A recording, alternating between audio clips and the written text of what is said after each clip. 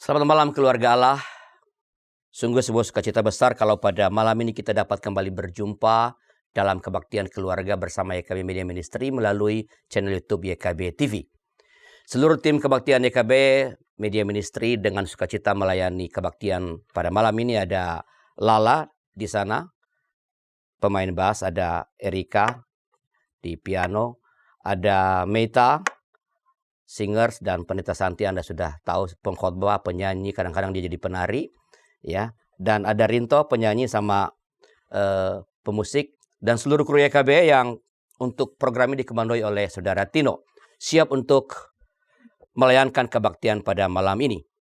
Saya ingin menyapa secara khusus keluarga Allah yang sudah berada di rumah, duduk bersama untuk menyiapkan diri beribadah bersama-sama, dan juga tentu saja para sahabat YKB yang masih dalam perjalanan, semoga bisa tiba di rumah nanti dengan sukacita dan masih berharap dapat nanti ikut beribadah bersama-sama.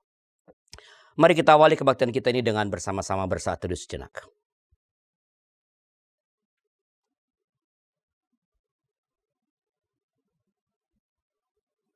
Amin. Sebuah pujian kita akan naikkan kepada Tuhan, PKJ nomor 28, mengawali ibadah kita, nyanyikan Tuhanmu, haleluya.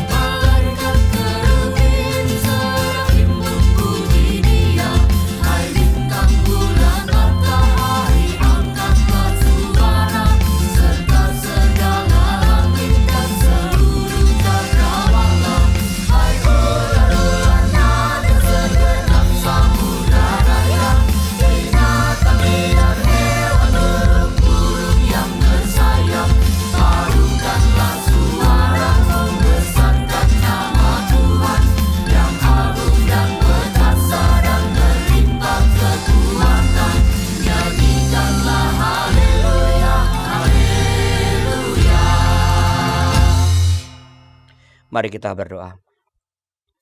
Tuhan, segala pujian adalah hanya bagimu dari segala makhluk dan dari kami yang berhimpun di hadapan Tuhan pada saat ini untuk berbakti kepadamu. Dari kami yang merindukan sapaan Tuhan pada kami pada malam hari. Kami serahkan seluruh ibadah kami dalam nama Tuhan kami Yesus Kristus Kepala Gereja. Dan biarlah semua yang berlangsung boleh memuliakan nama Tuhan, berkenan kepada Tuhan, dan hidup kami pun dipenuhi oleh kuasa Roh Kudus dalam ibadah ini.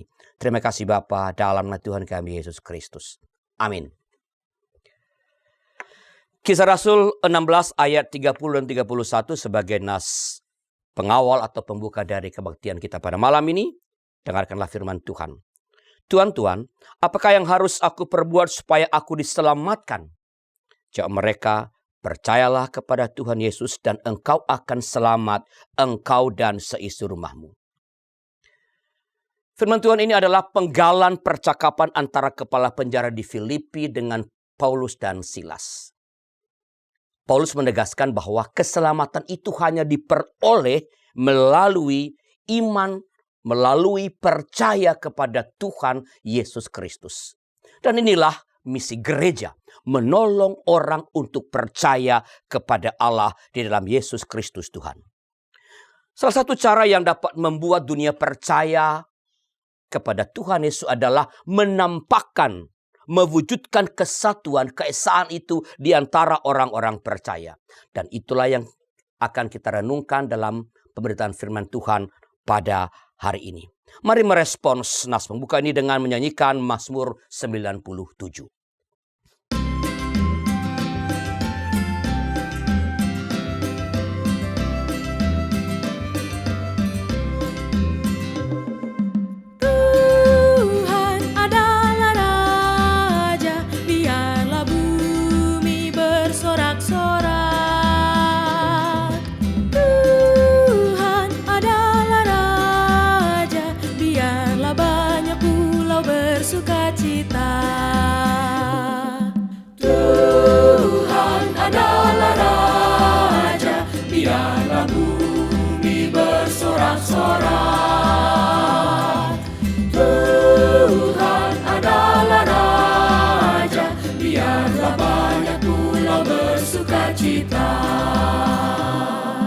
Api menjalar di depannya, dan lawan-lawan Tuhan dihanguskannya. Awan serta kekelaman ada di sekelilingnya, keadilan hukum dasar tahtanya. Tuhan adalah Raja, biarlah bumi bersorak-sorak. Tuhan adalah Raja, biarlah banyak pulau bersukacita. Dunia diterangi kilatnya, bumi melihatnya dan jadi gemetar. Dan gunung-gunung luluh bagai lilin di hadapannya, di hadapan Tuhan semesta alam. Tuhan adalah Raja, biarlah bumi bersorak-sorak. Tuhan adalah Raja, biarlah banyak pulau bersukacita. Langit wartakan keadilan, dan segala bangsa lihat kemuliaannya. Semua orang yang berbakti pada patung buatan akan malu tak mendapatkan berkat.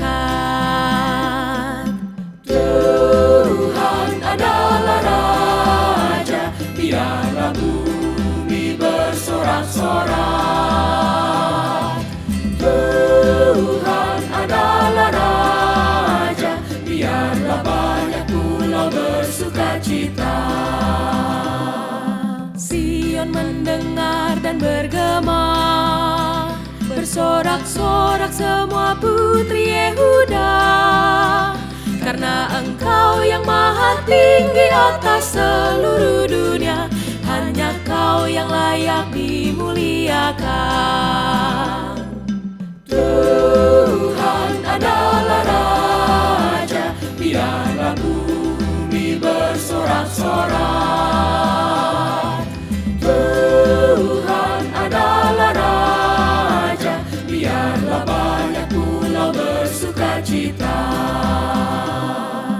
Orang yang mengasihi Tuhan, marilah kita membenci kejahatan, bersukacita dan nyanyikan syukur bagi namanya.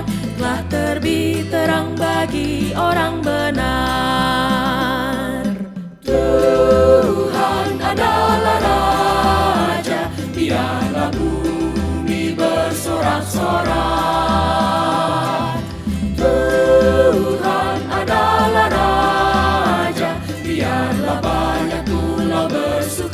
kita.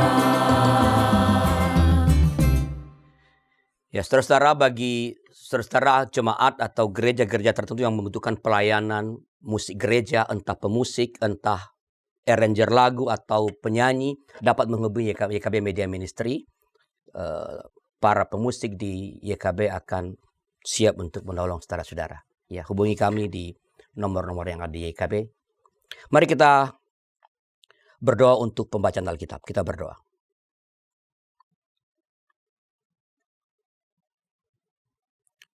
Ya Tuhan Raja semesta alam, yang mencipta seluruh yang ada, termasuk dalamnya manusia, sebagai satu kesatuan. Kami ingin mendengarkan Engkau berkata-kata kepada kami lewat firman yang akan kami bacakan. Supaya kesatuan umat manusia sebagai ciptaan Tuhan boleh sungguh-sungguh dapat terus kami hayati dan perjuangkan serta wujudkan dalam hidup kami sehari-hari. Terima kasih Bapa, pakai hamba-Mu dengan segala keterbatasan yang melekat padanya sebagai alat di dalam tangan Tuhan. Dalam nama Tuhan kami Yesus Kristus. Amin. Yohanes pasal 17 ayat 20 sampai 26. Yohanes pasal 17 ayat 20 sampai 26. Dengarkanlah firman Tuhan. Bukan untuk mereka ini saja aku berdoa, tetapi juga untuk orang-orang yang percaya kepadaku melalui pemberitaan mereka, supaya mereka semua menjadi satu, sama seperti Engkau ya Bapa di dalam aku dan aku di dalam Engkau, agar mereka juga di dalam kita, supaya dunia percaya bahwa Engkaulah yang telah mengutus aku. Aku telah memberikan kepada mereka kemuliaan yang Engkau berikan kepadaku, supaya mereka menjadi satu sama seperti kita adalah satu.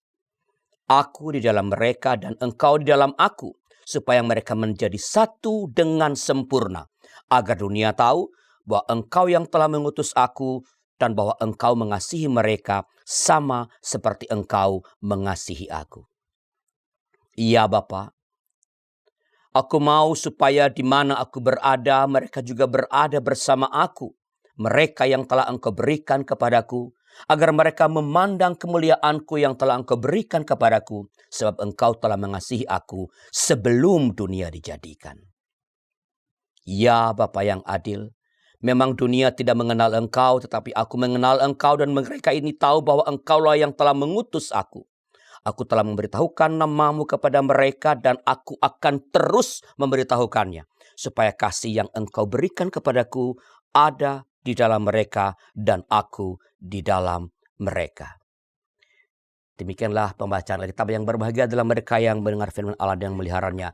Terpujilah nama Tuhan. Keluarga Allah, ada 10 ekor kerbau hidup di sebuah pebukitan, ya, di kaki bukit tepatnya. Mereka sangat kompak. Bangun bersama-sama di pagi hari, pergi makan rumput bersama-sama, dan pulang di petang hari, lalu istirahat dan tidur bersama-sama. Di tempat yang sama ada seekor singa yang selalu mengintip dan mengincar kerbau-kerbau ini. Namun singa ini takut karena ada 10 ekor kerbau. Ia menunggu sampai salah seekor tersesat. Ia menunggu saat itu, namun itu tak pernah terjadi. Sampai suatu hari, seekor kerbau mulai bangun lebih pagi.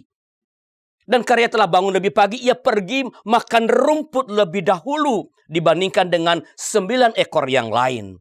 Dan apa yang terjadi? Ke-9 ekor itu menuduh kerbau yang bangun lebih awal ini sebagai kerbau yang ingin merebut rumput yang lebih hijau. Mereka bertengkar dengan beradu argumentasi dan akhirnya tidak ada kesepakatan. Lalu mereka memutuskan, kalau begitu mulai sekarang kita hidup sendiri-sendiri, makan rumput sendiri-sendiri, terserah. Mereka masih pulang di kandang yang sama, di tempat yang sama, tapi untuk makan rumput mereka pergi sendiri-sendiri. Dan apa yang terjadi? Akhirnya satu persatu kerbau itu diterkam oleh singa yang telah menunggu sekian lama. Keluarga Allah, cerita ini mau menggambarkan pentingnya dan sekaligus dahsyatnya ya kesatuan dan kerukunan. Pada saat yang sama ini menggambarkan juga betapa rapuhnya hidup tercerai-berai. Tuhan Yesus bahkan sampai berdoa secara khusus untuk kesatuan, untuk keesaan umatnya. Di Alkitab hanya ada 2 doa yang diajarkan Tuhan. 1, doa Bapa kami, dan yang lain adalah ini. Doa bagi keesaan umat Tuhan. Inti dari doa Tuhan Yesus sebagaimana dicatat dalam Yohanes 17 ayat 21 adalah supaya semua orang percaya menjadi satu. Keluarga Allah, ketika hal kesatuan ini, keesaan ini sampai menjadi pokok khusus dari doa Tuhan Yesus, ini hendak mengatakan betapa sulit dan sekaligus betapa penting dan dahsyatnya kesatuan, keesaan dalam hidup bergereja, dalam hidup orang-orang percaya. Sulitnya persatuan, keesaan dalam gereja terbukti dalam sejarah. Kita tahu semua gereja bukan semakin bersatu, bukan semakin sedikit denominasi gereja, tapi semakin terpecah-pecah. Masing-masing memikirkan kerajaannya sendiri-sendiri. Dalam pelayanan di tengah dunia sama. Kibaran bendera denominasi begitu kuat. Jangan denominasi, kibaran bendera jemaat. Gerejanya sama, tapi kalau ada apa-apa itu gerejaku, jemaatku.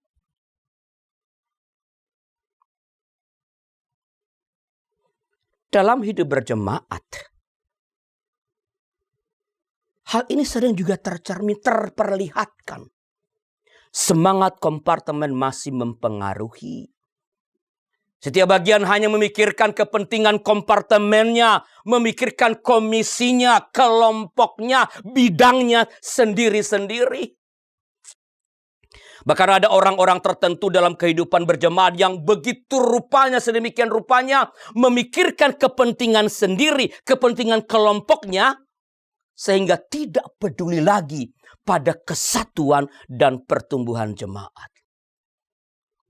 Apapun dilakukan, termasuk hal-hal yang merusak kesatuan, yang merusak keesaan, yang memecah gereja demi memenuhi kepentingannya sendiri. Kita lihat di gereja-gereja. Gereja pecah karena ada 1-2 orang tokoh yang punya kepentingan dan ketika itu tidak dipenuhi dia membelot dan sebagainya. Itulah sebabnya Tuhan berdoa secara khusus untuk kesatuan gereja, keesaan gereja, kesatuan orang-orang percaya. Keluarga Allah, mengapa gereja harus bersatu? Mengapa kalau banyak dan bermacam? Mengapa harus satu? Sederhana dan tegas. Supaya dunia percaya. Supaya dunia percaya. Saya kutipkan Yohanes 17 ayat 21.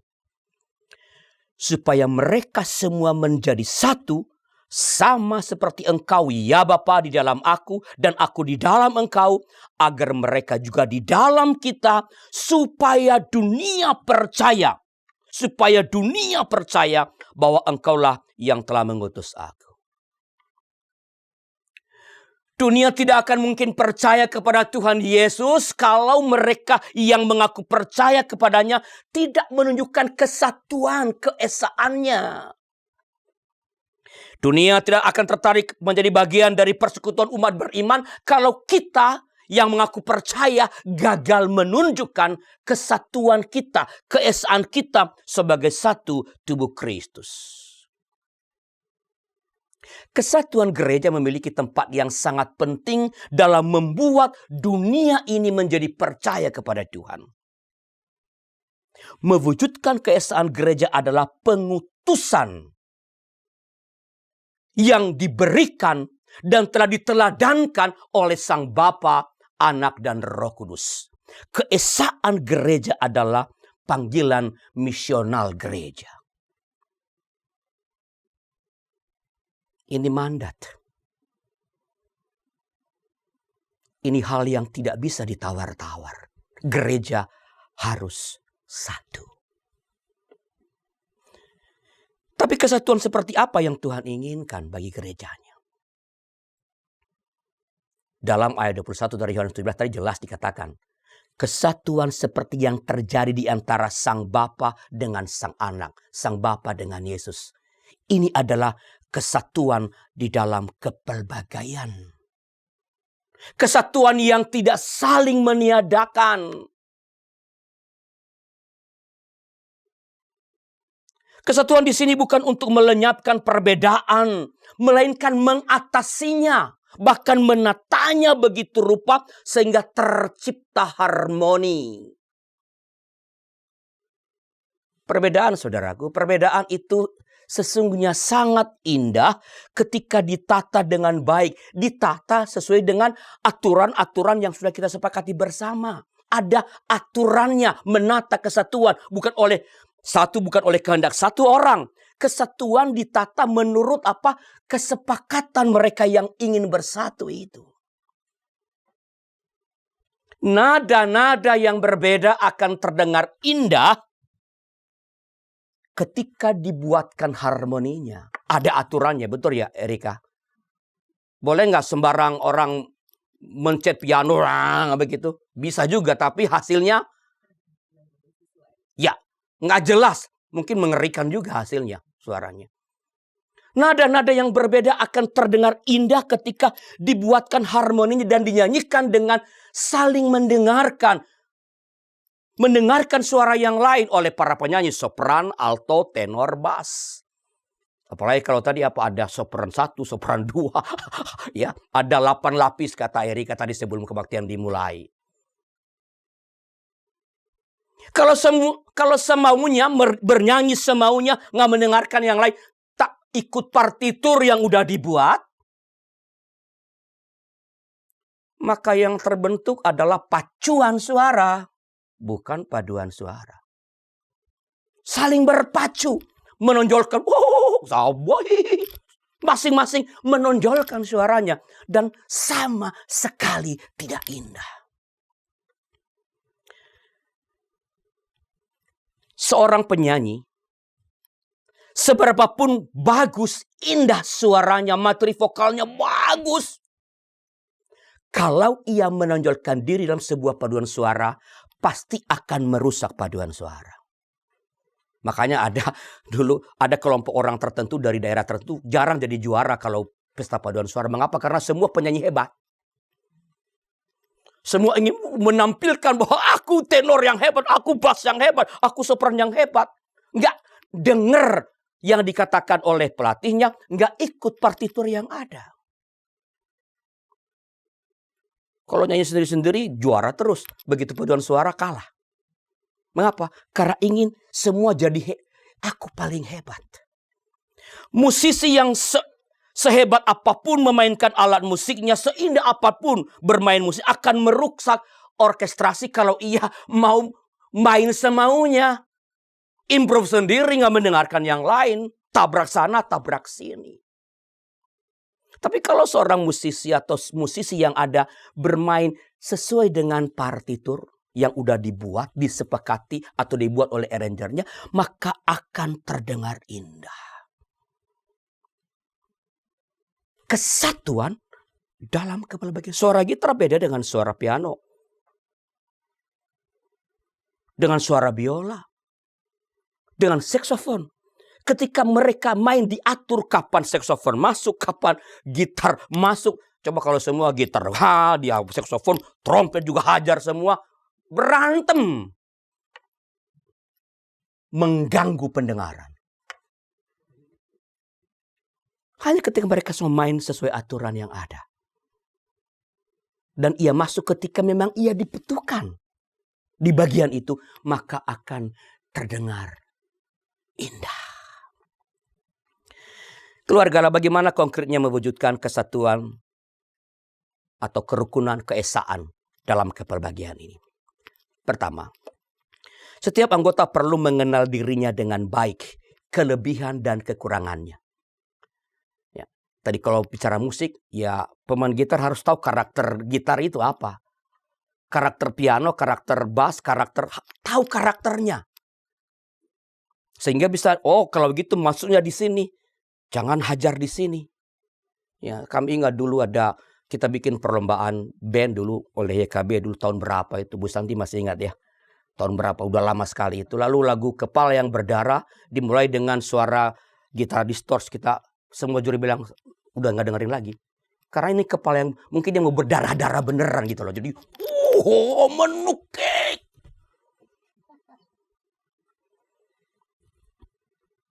Dia nggak tahu di mana ini mesti masuk di mana.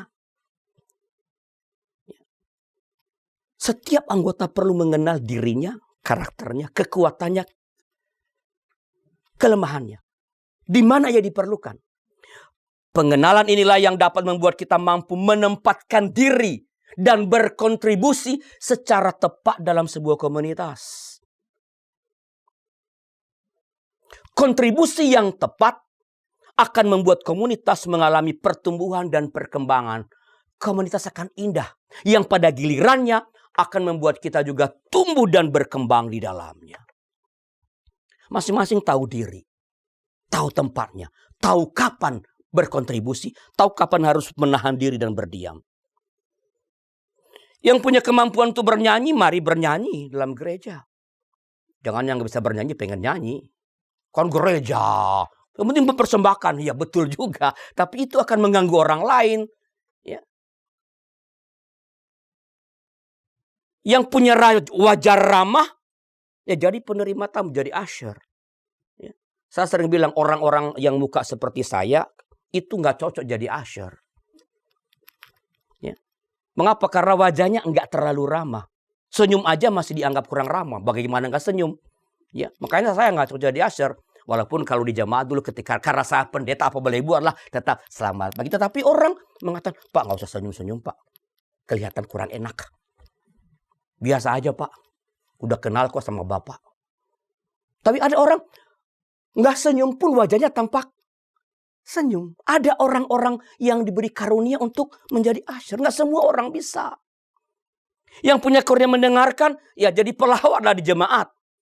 Jangan orang punya karunia ngomong, melawat. Bahaya itu, kacau.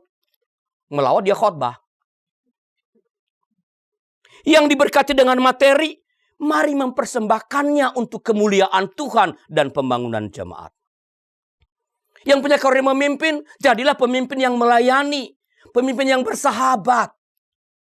Kenali diri, kenali potensi diri, kenali gerejamu. Lalu berkontribusilah pada waktu dan tempat yang tepat. Ketika semua anggota mempersembahkan karunia yang ada padanya dalam kesatuan hati, gereja sungguh-sungguh akan menjadi komunitas eksemplaris. Komunitas yang menjadi teladan, contoh. Dan ini yang akan membuat dunia tertarik dan lalu percaya. Dunia ini terpecah-pecah. Masing-masing ego.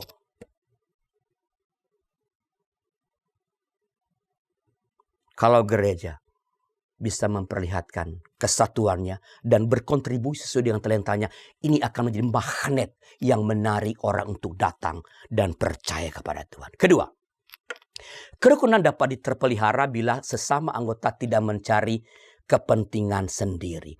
Tidak menjadikan diri sebagai pusat segala sesuatu.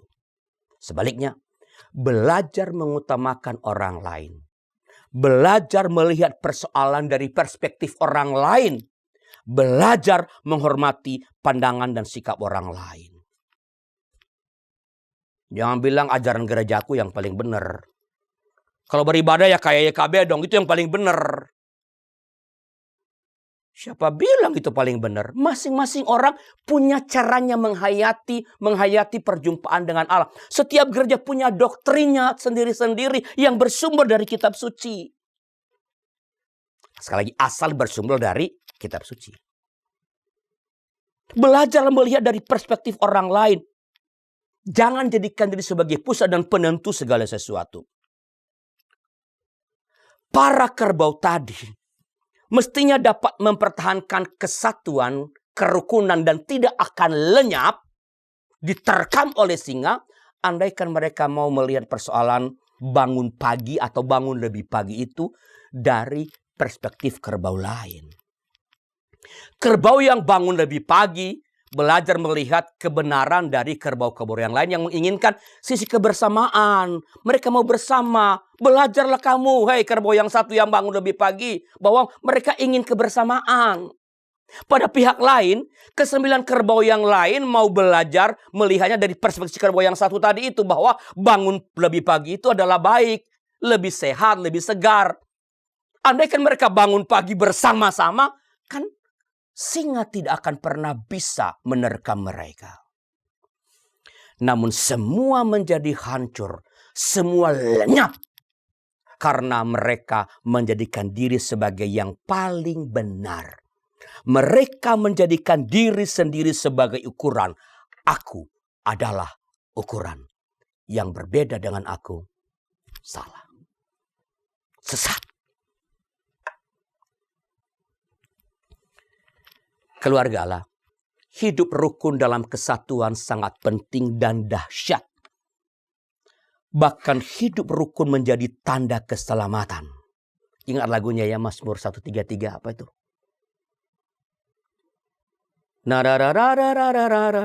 Kalau gitu, ya.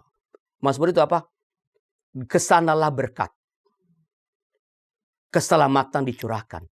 Ya, betapa indahnya. Bila hidup rukun, ya karena kesanalah Tuhan mengalirkan berkat-Nya. Hidup rukun, kesatuan menjadi tanda dari keselamatan.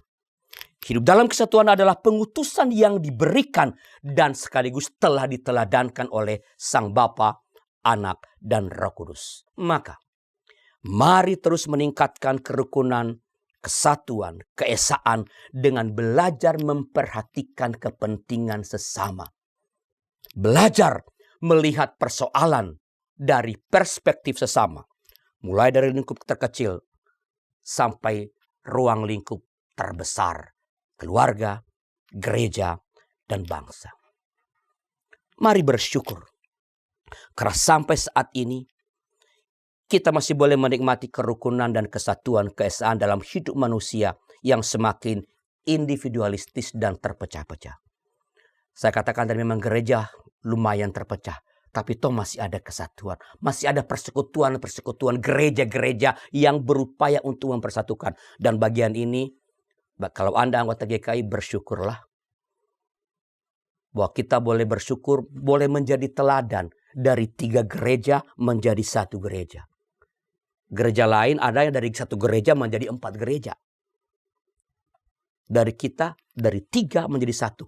Secara politis kita rugi. Karena suara kita, vote kita di beberapa tempat di lembaga ekumenik menjadi cengasak. Tadinya ada 3 suara, sekarang jadi 1. But ini bukan politik. Mewujudkan doa Tuhan Yesus. Percayalah, bila terus menjaga kerukunan, merawat kesatuan, merawat keesaan gereja, maka berkat Tuhan terus mengalir dalam hidup kita dan dalam hidup bergereja kita. Amin. Saat teduh bagi kita.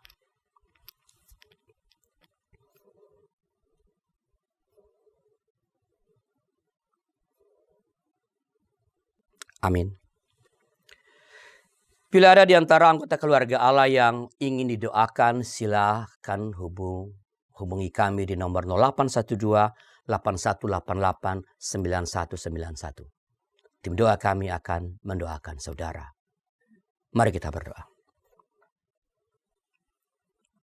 Tuhan, kami berdoa bagi keluarga-keluarga yang mungkin terpecah-pecah karena konflik. Konflik yang entah disebabkan oleh apa. Ya Tuhan, biarlah Roh Kudus mengingatkan mereka bahwa Engkau mencipta mereka satu adanya. sepasang suami istri adalah satu adanya. Dan anak-anak yang lahir dalam pernikahan adalah satu adanya. Bersumber dari satu kesatuan ayah dan ibu. Dan biar oleh itu mereka diberi kerendahan hati untuk menemukan jalan rekonsiliasi. Kami berdoa bagi jemaat-jemaat yang mungkin juga terpecah karena kepentingan-kepentingan orang-orang atau kelompok tertentu. Yang memaksakan keinginannya, kehendaknya demi kepentingan-kepentingan egosentris. Ingatkan dan tegurlah. Apalagi kalau mereka yang mengerjakannya menyebabkan perbedaan adalah orang-orang yang dihormati di jemaat. Para pemimpin jemaat. Ingatkan dan tegur mereka dengan cintamu. Supaya segera menyadari dampak buruk dari perpecahan gereja. Kami berdoa bagi pimpinan-pimpinan sinode gereja-gereja di Indonesia. Berikan kearifan, kemampuan untuk menata perbedaan-perbedaan yang ada dalam jemaat-jemaat, klasis-klasis, atau resort-resort. Supaya dengan kepemimpinan yang melayani kepemimpinan yang bersahabat dari pimpinan sinode, segala perbedaan yang ada di tengah-tengah jemaat-jemaat, klasis-klasis, resort-resort itu dapat ditata, dikelola untuk menjadi kekuatan dalam menyaksikan cinta Allah di tengah-tengah dunia. Kami berdoa bagi pimpinan-pimpinan Persekutuan Ekumenis di Indonesia, MPH PGI, pimpinan PGIW di berbagai wilayah di Indonesia.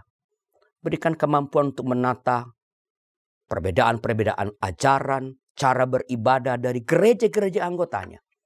Supaya perbedaan-perbedaan itu tak harus dilenyapkan, melainkan ditata begitu rupa. Kekuatan masing-masing gereja anggota dari PGI atau PGIW ditata, dikelola begitu rupa sehingga menjadi kekuatan untuk menyaksikan cinta Allah di tengah-tengah Indonesia, di tengah-tengah wilayah di mana PGI dan PGIW hadir.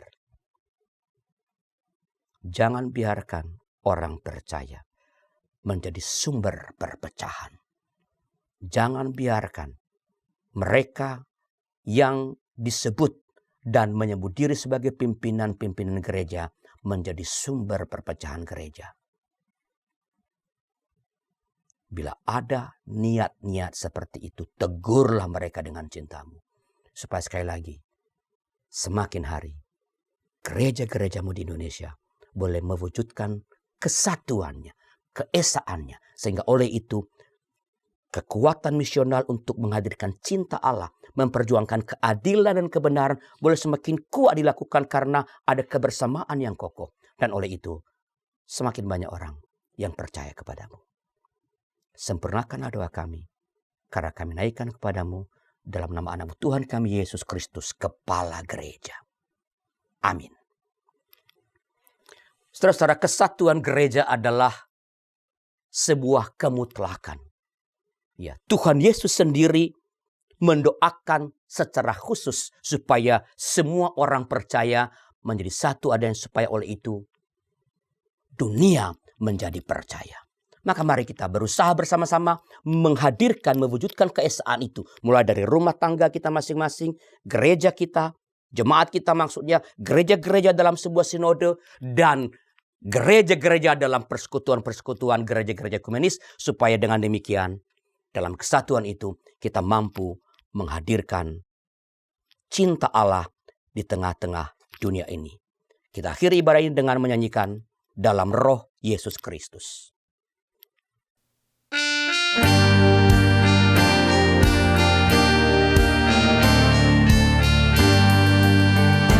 Dalam Roh Yesus Kristus kita satu tetap. Dalam Roh Yesus Kristus kita satu tetap. Mendoakan semua jadi satu kelak. Biar dunia tahu bahwa kita muridnya. Dalam kasih tubuh Kristus yang esa.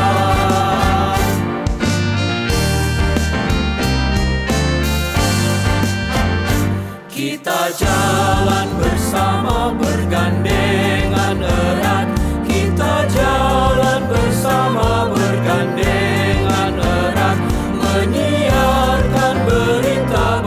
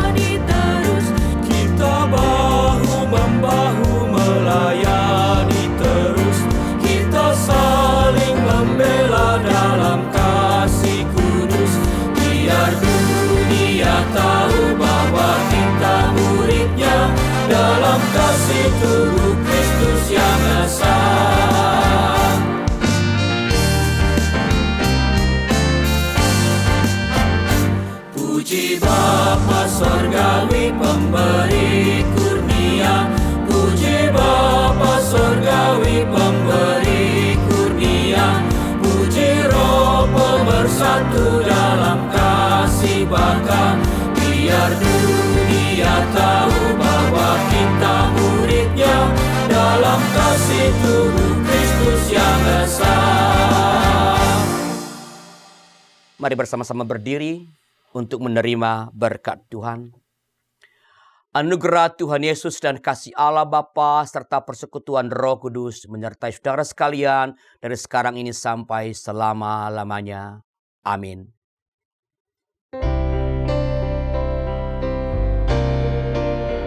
Terima kasih ya Allah Bapa, terima kasih ya Yesus Kristus Tuhan, terima kasih ya Roh Kudus, Allah Trinitas Maha Kudus. Amin.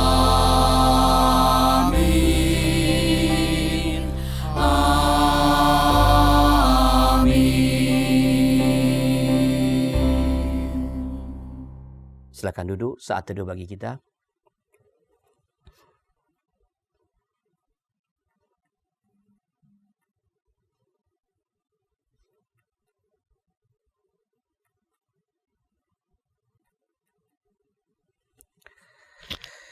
Ya, terima kasih. Surgawi pemberi kurnia, puji Roh pemersatu dalam kasih baka, biar dunia tak